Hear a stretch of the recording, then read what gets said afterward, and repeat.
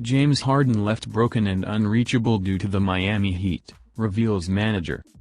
The Miami Heat-Philadelphia 76ers rivalry has emerged as one of the NBA's most heated in recent years. The Sixers were even dubbed the Heat's most hated rival by the Miami New Times. When Jimmy Butler departed Philadelphia to join the Heat in 2019, the animosity surely heated up. The Heat and Sixers met in the Eastern Conference playoffs this year. Philadelphia made a recent purchase to pair alongside star Joel Embiid and deadline favorite James Harden. Last season, Harden demanded a trade from the Brooklyn Nets because he wanted to play for a contender and didn't believe the Nets were one. Philadelphia is where he landed and reunited with Daryl Morey, the now president of the 76ers.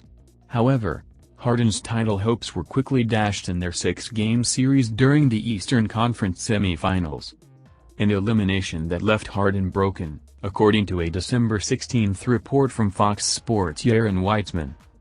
James Harden broken by Heat loss. In his reporting for Fox Sports, Weitzman shares quotes from friends of Harden. I think Curry was talking to him. Shared that after being eliminated, not even Harden's longtime friend and manager Troy Payne could reach the former MVP. Payne has known Harden for years, so he understood that Harden reacts to year-ending losses by holing up in his Houston home and withdrawing from the world, Fox Sports' Aaron Weitzman wrote. But this was different. He was broken, one friend of Harden's said. It was bad. He was really hurting. Heat series left Harden drained and deflated. During the playoffs, Harden struggled to put on a string of good performances for the Sixers. In 5 of their 6 games against the Heat, the All-Star guard was held under 20 points. On the night that the Heat ended Philadelphia's season, Harden only scored 11 points, which left the future Hall of Famer broken heading into the off-season, according to the reporting from Weitzman. Another day went by, Weitzman wrote. Then another. Payne reached out to some mutual friends to see if they'd heard from Harden. None had. Payne tried Harden's personal chef. Yeah, he's here, the chef said.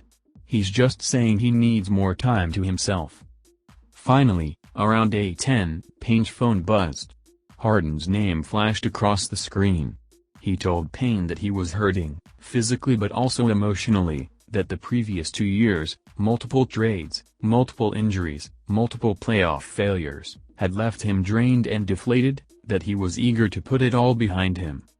While Harden didn't want to make excuses for his Harden's injured eye, you can see eyes both bloodshot. His poor play this postseason, he did note some of the challenges he faced trying to fit into a new role in Philly after being traded halfway into the season.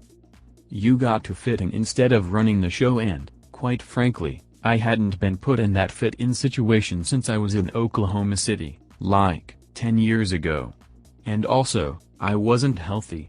So all that together was a lot on me, which I don't expect people to feel sorry for me at all. And I rather just not talk about it and keep to myself and just keep pushing, but you asked.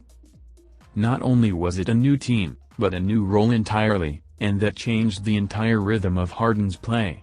Both the Heat and Sixers have had a slow start to the season, but both are currently in playoff contention and could be on a collision course for a playoff rematch this season.